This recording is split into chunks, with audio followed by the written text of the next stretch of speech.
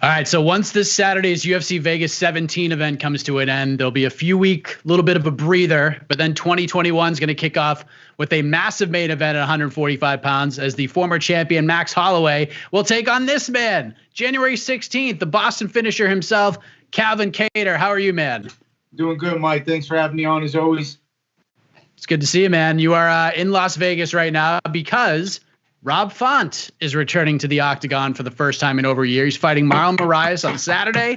And both of you guys have these big fights coming up against former champions. He's made the walk with you a couple of times this year, Calvin, and he's seen sort of the great things that have happened for you. How excited are you to sort of return the favor and do the same for him this time around?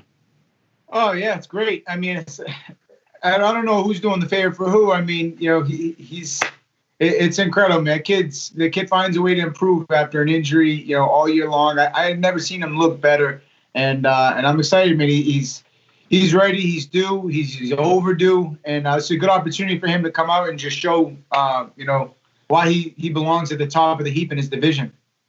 I was talking to Tyson about this last week, you know, just seeing him because he's been here before. He's had to overcome injuries and deal with these long layoffs, but I feel like with this particular layoff, I feel like people have been more excited and been asking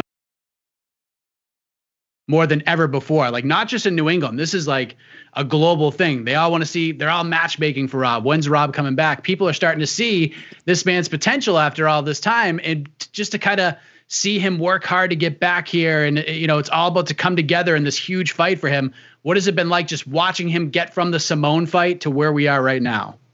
It's great, man. The comeback's greater than the setback, you know, and he's proven that time and time again. Like you said, this isn't the first time that he's dealt with setbacks, and you know how he responds like a champion. You know, he comes out, and you're going to see the best Rob Font come Saturday night. I can guarantee you that. So that is this weekend. We are looking forward to that. And then you get back at it on the next card, January 16th against Max Holloway.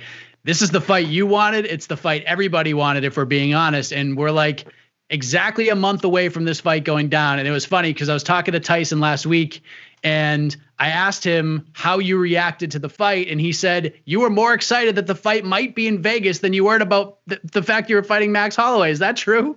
Yeah, man, I can't seem to land me a Vegas card, even when it's 50-50 between Fight Island and Apex. You know, I can't even get a Vegas card then.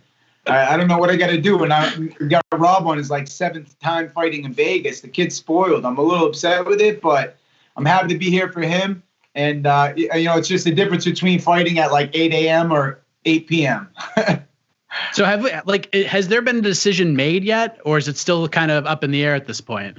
Honestly, I believe it's pretty much finalized except the announcement. But if they would have come back to Vegas, I wouldn't be too upset either. That's so funny because, like, look, you're like Brady, like pre-Buccaneers Brady. You're Belichick. Like whoever it is on the other side of that octagon is on the other side of the octagon. Exactly. But man, seeing Max Holloway, knowing that you're fighting him, the #1 ranked guy, former champion, a guy a lot of people think is the best 45er of all time. Nothing? No reaction? I mean, it's a good opportunity to just show why I think I'm that guy. You know, these guys are all touting Max, saying he's still the champ, and I think maybe he's even still focused on the champ. But to overlook me would be a mistake.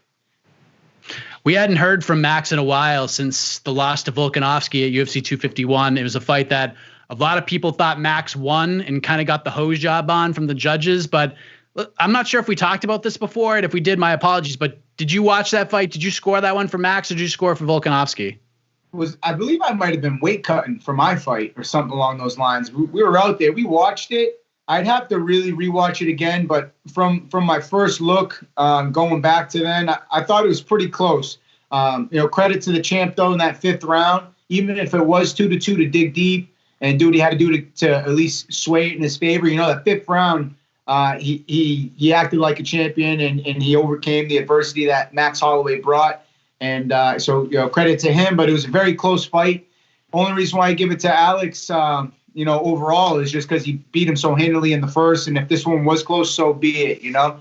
But either way, like I said, man, that fight's, you know, here and gone. That'd be like me focusing on a previous fight that I had when I'm fighting Max Holloway. It just doesn't make sense, you know. Nor to look past him either. Right now, it's all Max Holloway, and I'm excited about the matchup. Yeah, I think the reason I asked is because Max did around a 30 or so minute interview with ESPN yesterday, and he mentioned the fight with you.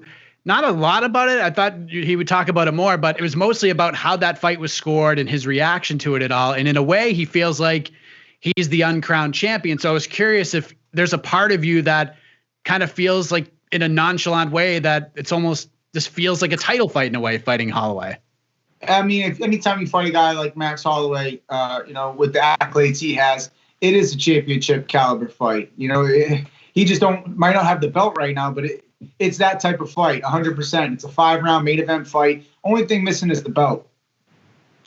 You've lost a couple of decisions in the past. Have you had any like near robbery type decision losses in your career? I can't think of anything off the top of my head, but if you had one where you just got the big fat screw job. Not crazy. No, I've been pretty fortunate in that, but you know how that goes, man. Most of my fights, ideally, I always go for the finish just because it sucks leaving it to the judges as it is. But I've had close fights that have gone my way, and I've had wins that thankfully I got in and out of because I felt like shit for the fight one way or the other, but I got a finish, and I was like, happy to get out of there with a quick finish, knowing it would have been a long night otherwise. Because not every night you go in there.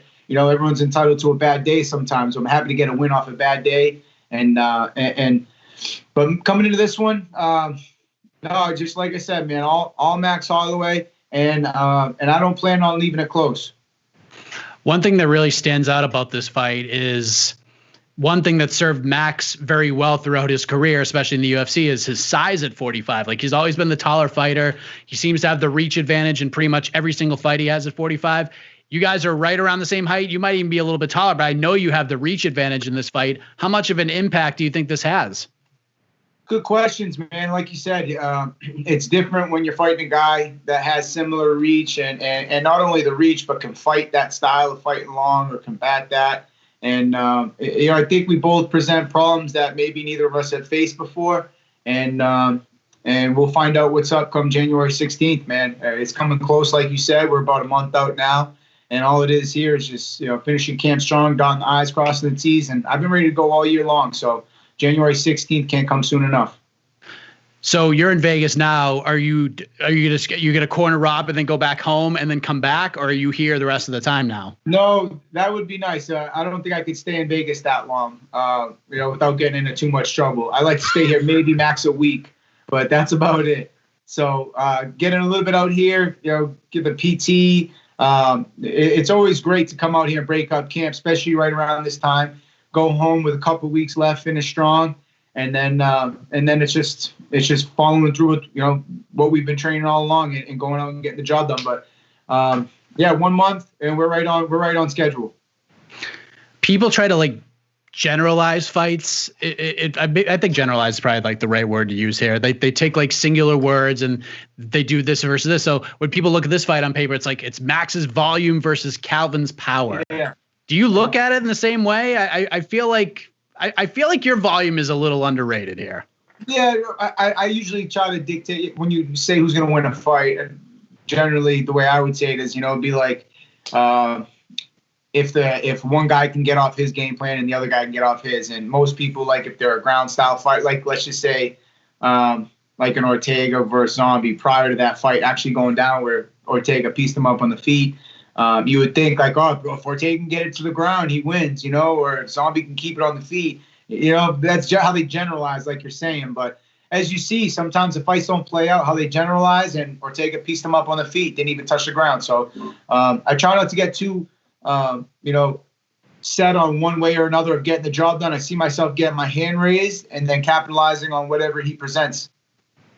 The way you handle your business, Calvin, and we've talked about this many times in the past, it's the Patriots mindset, the New England Patriots mindset. Whatever the NFL puts on the schedule, that's the game you play. You handle your fighting career the same way. Whoever the UFC puts in front of me, that's who I'm going to punch in the face. I don't care who it is. And I think that's very commendable, Calvin. I think that's one of the things people like about you. But if you go match is the Super Bowl, man. Every match is the Super Bowl. Everyone's the biggest one. Next one's the best one. But if you go out there on January 16th and you beat Max Holloway and you beat him without question, there's no robbery, no nothing, clear-cut decision, or you go out there and you do what nobody has done since early 2012 and you put away Max Blessed Holloway, your next fight has to be for the belt, right? Like there is no other way around it. The time for the next man up is over. It's title time, right? Yeah, definitely. And that's what I had said previous to getting the matchup with Max. I think anybody that wants to fight for the belt should have to go through Max, especially that one being so close.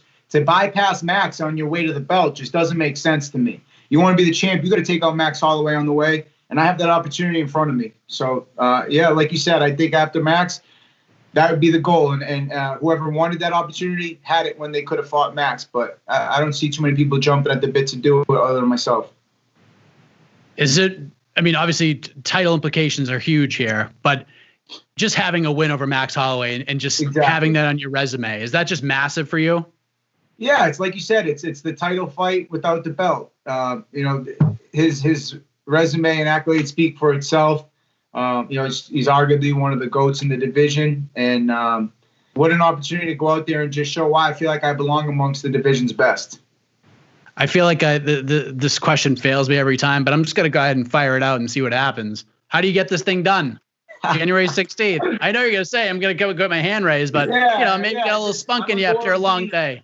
I just gotta go out, man, and beat Calvin Kattar better than he could beat Max Holloway, and that'll be enough. Just go out, do what I do, and perform how I know I can. If I could do that, the rest will take care of itself. There is one thing I have to ask you about, Calvin, and I hate myself for having to do this, but the last time we spoke, it was right after the Ortega Korean Zombie fight, and we were trying to rush through this post-fight show so that we could watch the boxing. You want to watch the Lomachenko fight, okay? Since then, boxing has taken a wild turn, Calvin. We saw Tyson versus Jones. We saw Jake Paul knock out Nate Robinson. Now we're seeing Jake Paul and Connor. Now we're seeing Jake Paul throwing water balloons at Dylan Dennis and running away. That's what your thoughts? Yeah, and now Logan Paul's got to box Floyd Mayweather. Like, as a boxing enthusiast, Calvin, what do you think of all of this madness? I mean, it's got a lot of people's attention, but they're not really finding out who's the best fighter out of it all. It's just kind of a, entertainment. So let them have their fun. That knockout, I'll tell you on a serious note, that Teofimo Lopez fight, man, props to him. I think Loma just didn't step on the gas a little too soon. He stepped on a little too late, but what a hell of a fight that was. That kid's tough as nails, man. I'm excited to see those two, compete next. But as far as the rest of them, I mean, if I got nothing going on, maybe. Did you watch Tyson Jones? I did. That was interesting, man. At the age that they're at, they put it on the line.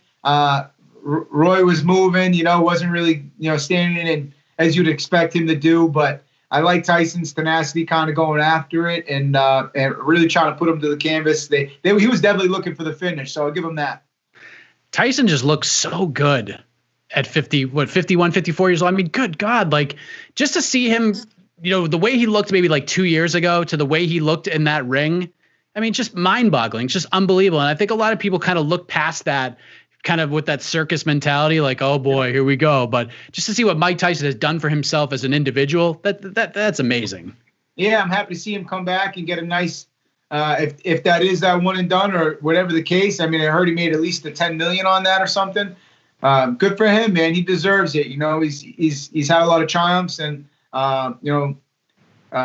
he's had to work back from a lot of tough decisions he made as well. So happy that he's got this new mindset where he seems like he's in a good place now. He's got good people around him, and to see him get a payday in the mindset he's at now, hopefully, he makes the right investments and he's just well off because the guy deserves it, man. He's done so much for, the sport and to see him, retire with some money would be good to see.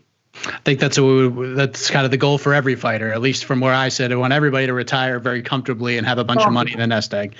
Do the damn thing. Get, make enough where you can settle, but buy yourself some season tickets to the Pats, Calvin. Just why not? You know what I mean? Yeah, right. I mean, shit, I'm gonna have to buy them because I ain't getting no comps these days. But we're working on it, man. Maybe after we get that Max Holloway fight and that belt put around our waist, maybe they'll reserve a seat over us at Gillette.